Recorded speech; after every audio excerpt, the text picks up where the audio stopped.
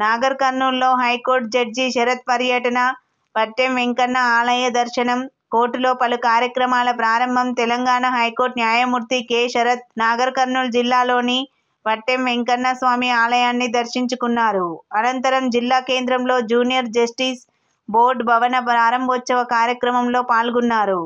అలాగే జిల్లా కోర్టు ప్రాంగణంలో సోలార్ విద్యుత్ను ప్రారంభించారు. అదేవిధంగా ఇక్కడ చూస్తే ఒక అడ్వకేట్సే కాదు, డాక్టర్స్ కూడా సేమ్ కనిపిస్తారు తెల్లకోట్లు వేసుకొని.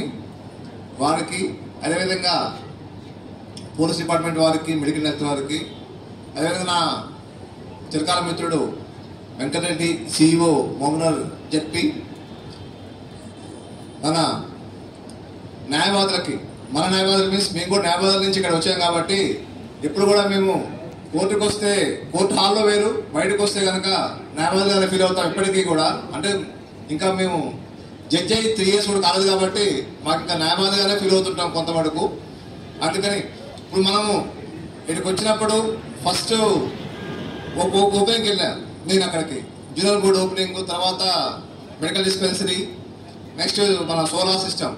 వీటిలో ఎన్విరాన్మెంట్ పరంగా మన సోలార్ సిస్టమ్ ఉపయోగించుకుంటే కరెంట్ ఆదా చేయడం ఒకటి, మన అడ్వకేట్స్ కానీ కోర్టు స్టాఫ్ కానీ ఎవరికైనా ఇబ్బంది వస్తే ఇమీడియట్గా మెడికల్ కొద్దిగా చూడడం కోసం డిస్పెన్సరీ ఓపెన్ చేసుకోవడం చాలా మంచి పరిణామం. ఎందుకంటే అన్ని చోట్ల కూడా యాక్చువల్గా న్యాయవాదులకు ఇప్పుడు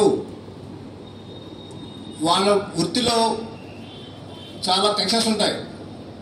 కేసు మేము జడ్జెస్ ఏం చేస్తామనే దానికి వాళ్ళు ముందు చాలా టెన్షన్ పడుతూ, ఎంత పెద్దవాళ్ళైనా కానీ ఆ కేసు వచ్చినప్పుడు ప్రిపరేషన్లో సరిగ్గా లేకపోతే ఏమవుతుంది వాళ్ళకి తెలుసు. వాళ్ళ ఎక్స్పీరియన్స్లో వాళ్ళు ఏం చెప్పినా కానీ ఈ పాయింట్ లేకపోయినా సరే వాళ్ళు చాలా బలంగా చెప్తారు.